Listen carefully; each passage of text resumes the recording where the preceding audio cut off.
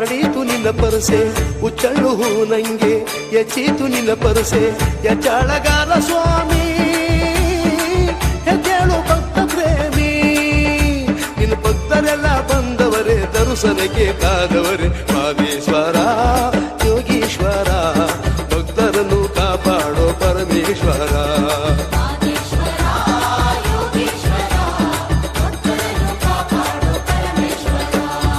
ಹಾಡಿ ಕುಣಿರ